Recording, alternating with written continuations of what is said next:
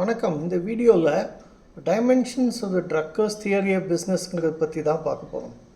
போன வீடியோவில் இதுக்கு முந்தின வீடியோவில் தியரி ஆஃப் பிஸ்னஸ்ங்கிறத பற்றி கிளியராக எக்ஸ்பிளைன் பண்ணியிருந்தோம். அது என்னென்னா, ஒரு பர்டிகுலர் செட் ஆஃப் அசம்ஷன்ஸ், அதாவது நாம் செய்வது ரைட்டு, நாம் செய்வது மட்டும்தான் ரைட்டு அப்படின்னு நினைத்து கொண்டு பல கம்பெனிகள் செயல்படுகின்றார்கள். அந்த காலத்தில் அம்பாசிடர் ஃபியட்டெல்லாம் அப்படி தான் நினச்சாங்க. அவங்க மாடல் என்றைக்குமே விற்கும், மாருதியாக ஒன்றுமே பண்ண முடியாதுன்னு நினச்சாங்க. கடைசியில் என்னாச்சு, மாருதி உள்ளே வந்து மாருதி 800ங்கிற மாடல் உள்ளே வந்து கம்ப்ளீட்டாக மாறிப்போச்சு. So the assumptions on which the organisation was built no longer fit reality. அப்படின்னா மாறுபட்ட சூழ்நிலையில் அது பழைய நம்பிக்கைகள், பழைய விதமான செயல்பாடுகள் இன்றளவு இப்பொழுது செயல்பட முடியாது, அதே மாதிரி செயல்பட முடியாது என்பது தான் உண்மை. அதை நம்ம புரிஞ்சு கொண்டால், அந்த உண்மையை புரிந்து கொண்டால் கம்பெனியில் நிறைய முன்னேற்ற பாதையை செல்லலாம். அதுங்கிறது theory of business.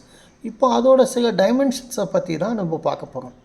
First dimensions என்னென்னா, the assumptions about environment, mission and core competencies must fit reality அப்படின்னு சொல்கிறார் ட்ரக்கர். அதாவது கோர் காம்பிட்டன்சிஸ்ங்கிறத முன்னாடியே நம்ம பேசிட்டோம். யாருமே செய்ய முடியாத அளவிற்கு சில செயல்பாடுகளை கொண்டு சென்று என்ட்ரி பேரியர்ஸ்னு சொல்லுவோம். அதாவது யாருமே உள்ளே வர முடியாது, அந்த மாதிரி ஒரு நிலைமையை உருவாக்குவது தான் கோர் காம்பிட்டன்சிஸ். என்விரான்மெண்ட்னா என்ன அர்த்தம்? Business environment, market. இதுக்கு மார்க்கெட்டில் என்னெல்லாம் நடக்கிறது, எப்படிலாம் நடக்கிறதுனா, ஓகே, இதெல்லாம் நம்மளுக்கு எப்பொழுதுமே இருக்கும் என்ற நம்பிக்கை பக்காவாக இருந்தால் அந்த நம்பிக்கை யதார்த்தத்துடன் சேர்ந்து இருக்க வேண்டும் என்பது தான் இது. இப்போ உதாரணத்துக்கு சுந்தரம் ஃபேஷனர்ஸுங்கிற அருமையான கம்பெனி, அது டிவிஎஸ் குரூப் கம்பெனி.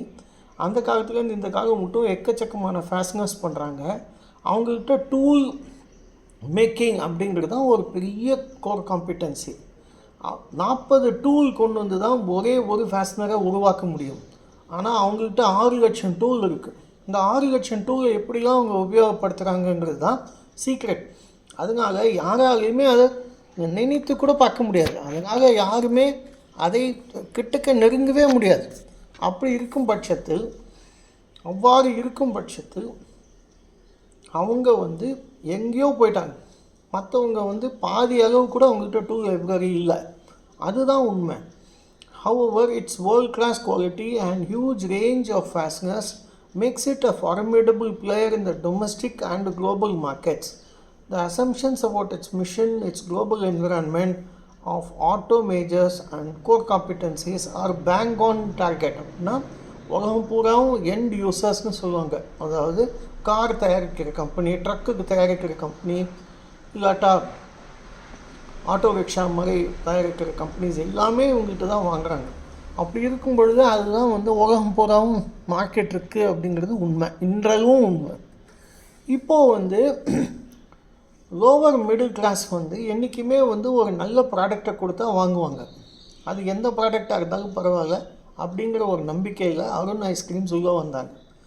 அது எக்கச்சக்கமான டிஸ்ட்ரிபியூஷன் நெட்வொர்க், ஹை குவாலிட்டி ஆனால் லோ காஸ்ட் அப்படிங்கிறதுனால அவங்கள்ட்ட பயங்கர சக்ஸஸ்ஃபுல்லாக போச்சு. இன்றளவும் அருண் ஐஸ்கிரீம்ங்கிறது ஒரு ஃபார்மிடபிள் பிளேயர்னு சொல்லுவாங்க. அதாவது மதிப்பு மிக்க ஒரு பிளேயர். இப்போ அமுல் ஐஸ்கிரீம் உள்ளே வந்தால் கூட இவங்களை பீட்டடிக்கவே முடியாது. அந்தளவுக்கு அவங்க மார்க்கெட்டில், சவுத் இண்டியன் மார்க்கெட்டில் பூந்து விளையாடுறாங்க அருண் ஐஸ்கிரீம்.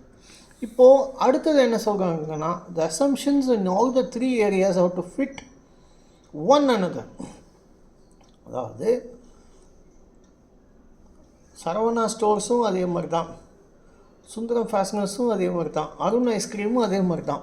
கோர் காம்பிட்டன்சிஸ் எல்லாமே சேர்ந்து வருதுனால தான் அவங்களால பெரிய லெவலில் முன்னேற முடியாது. அதே மாதிரி தான் மித்த ரெண்டு காம்படிட்டர்ஸும் அதே மாதிரி தான் இருக்காங்க. போத்தீஸும் சரி, ஜெயச்சந்திரன் டெக்ஸ்டைல்ஸும் சரி. ஓரளவுக்கு நியாயமான விலையில் நாம் பொருட்களை கொடுத்தால் அதை வாங்குவதற்கு எக்கச்சக்கமான மக்கள் இருப்பார்கள் என்ற ஒரு நம்பிக்கையில் அவர்கள் செயல்பட்டு கொண்டிருக்கின்றார்கள். அதுதான் உண்மை. ஆனால் இது செயல்படும் பொழுது, அவ்வாறு செயல்படும்போது அவர்களுக்கு மிக மிக அருமையான கோர் காம்பெட்டன்சஸ் இருப்பதனால் அவர்களால் உண்மையிலேயே வெற்றி பெற முடிகின்றது. அப்புறம் வந்து அடுத்தது என்ன சொல்கிறாங்க, the theory of the business must be known and understood throughout the organization. அப்படின்னா என்ன அர்த்தம்னா, ஹியூமன் ரிசோர்ஸ் டைமென்ஷன், அவங்ககிட்ட வேலை செய்கிற மக்கள் தான் அவங்கள்ட்ட ஒரு உண்மையான ஒரு ஸ்ட்ரென்த். இப்போ சரவணா ஸ்டோர்ஸ்லாம் பார்த்தீங்கன்னா அவங்களுக்கு மற்ற சம்பளத்தை விட கூட தான் சம்பளம் கொடுக்குறாங்க. அவங்கள கொண்டு போய் அவங்களுக்கு டிரான்ஸ்போர்ட் கொடுக்குறாங்க, இஎஸ்ஐ கொடுக்குறாங்க, பிஎஃப் கொடுக்குறாங்க, மற்ற பெனிஃபிட்ஸ் எல்லாம் அவங்களுக்கு இருக்குங்கிறதுனால அவங்கள்ட்ட என்றைக்குமே லாயல் எம்ப்ளாயி பேஸ் இருக்காங்க, பல வருஷமாக வேலை செய்கிறவங்க இருக்காங்க. அதே மாதிரி தான் அருண் ஐஸ்கிரீம், அவங்களுக்கு எக்கச்சக்கமான டிஸ்ட்ரிபியூஷன் நெட்வொர்க் இருக்குது, கஸ்டமர் பேஸ் இருக்குது அவங்கள்ட்ட, அதனால அவங்க சக்ஸஸ்ஃபுல்லாக இருக்காங்க. ஸோ தேங்க்ஸ் ஃபார் வாட்சிங். இது ரொம்ப சின்ன வீடியோ தான், உங்களுக்கு இதோட எசன்ஸ் புரிஞ்சிருக்கும்னு நினைக்கிறேன். நம்மளுடைய சேனலுக்கு ஆதரவு கொடுத்து இந்த மற்றவங்களோட ஷேர் பண்ணுங்கள், லைக் பண்ணுங்கள், கமெண்ட்ஸை தயவு செஞ்சு சொல்லுங்கள். மிக்க நன்றி.